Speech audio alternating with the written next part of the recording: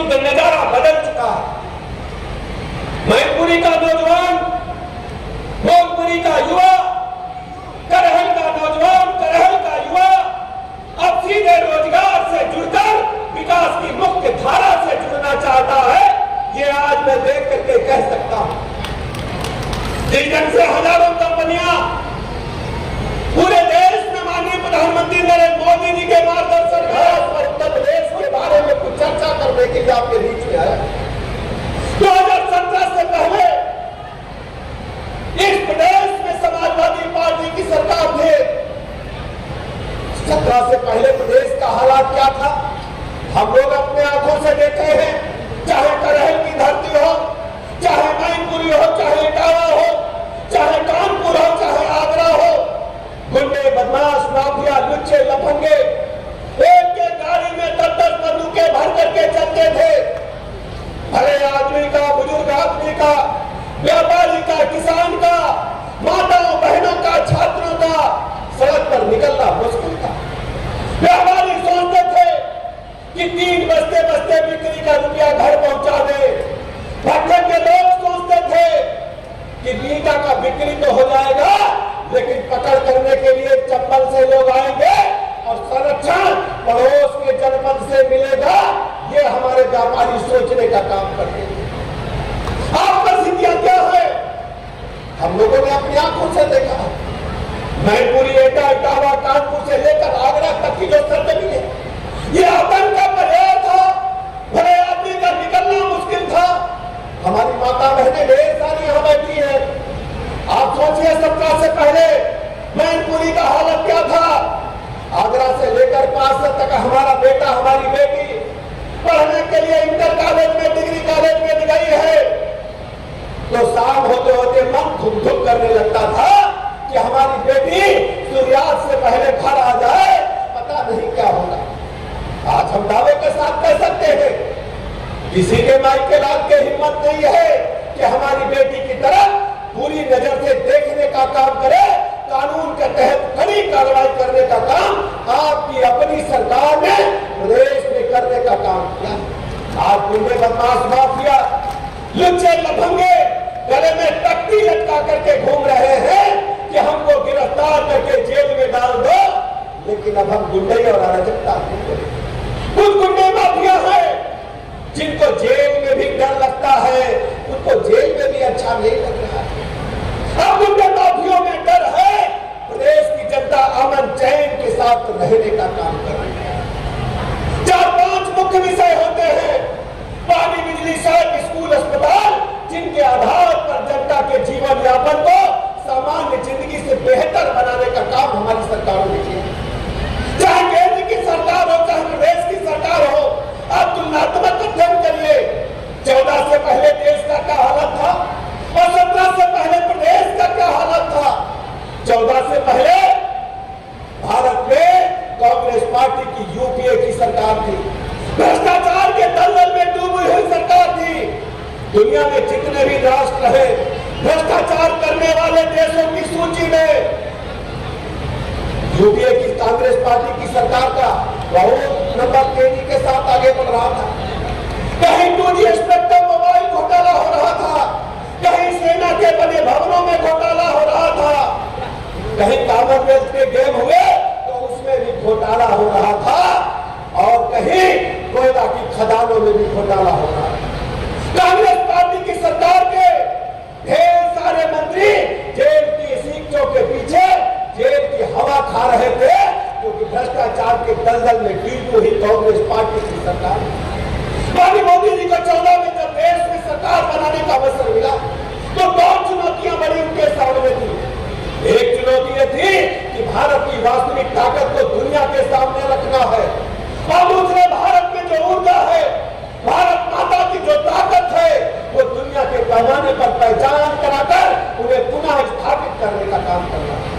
आज हम कह सकते हैं कि 2014 के बाद भारत माता की ताकत का झंडा पूरी दुनिया में सर्वोच्च शिखर की ओर लहरा रहा है। आपने देखा होगा, कुछ उदाहरण देना चाहता हूं। रूस यूक्रेन का युद्ध चल रहा था, ढेर सारे बच्चे डॉक्टरी की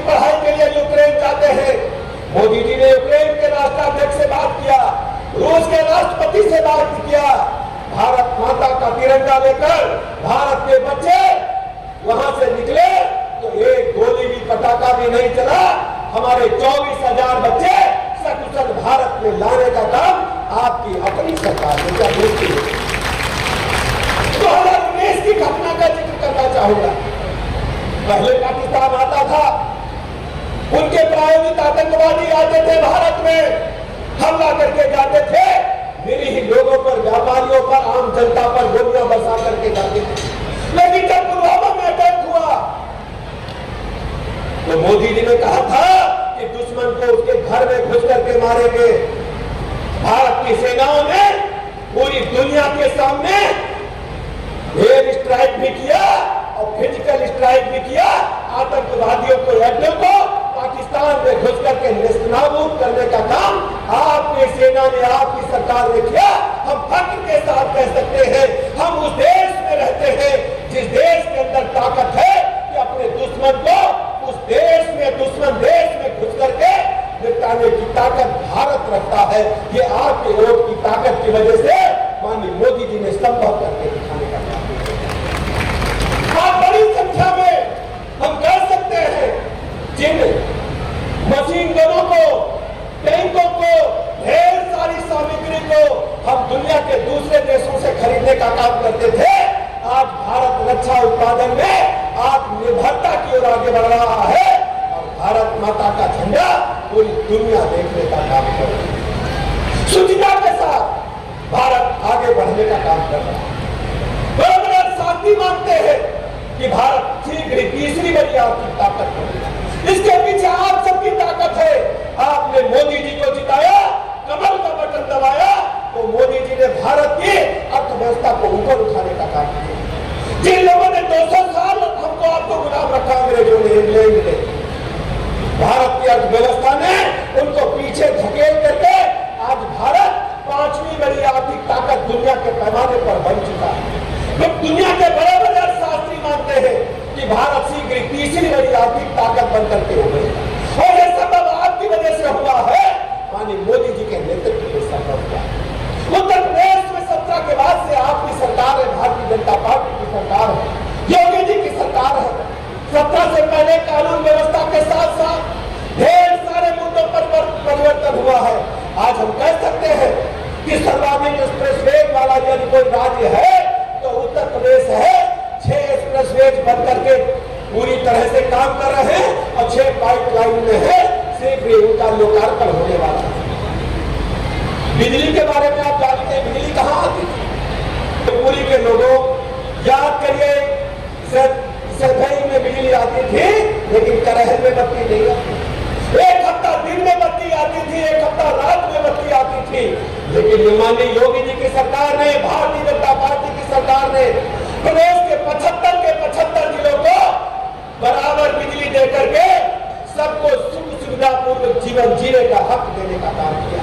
हमारे बच्चे पीछे बैठे हैं, इंटर हाई स्कूल का इम्तिहान होता था तो लालटेन की रोशनी में, कुप्पी की रोशनी में, ढगरी की रोशनी में पढ़ने का काम करते थे।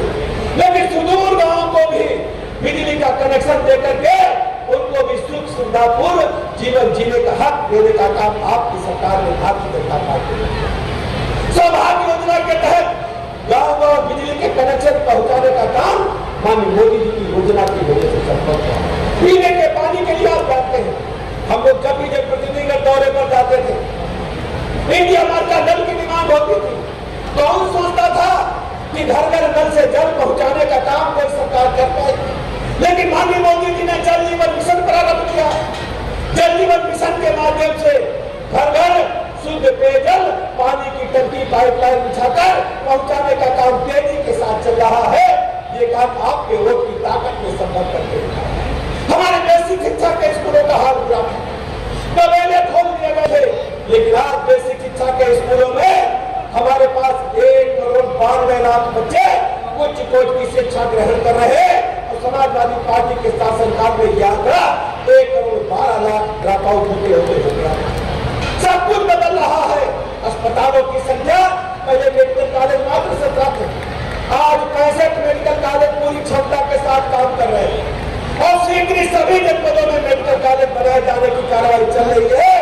1 district 1 medical college Samajwadi party की सरकार ने वन डिस्ट्रिक्ट मेडिकल कॉलेज नहीं, वन डिस्ट्रिक्ट वन माफिया देने का काम समाजवादी पार्टी की सरकार ने किया था। हर जिले में माफिया बना करके बैठाने का काम।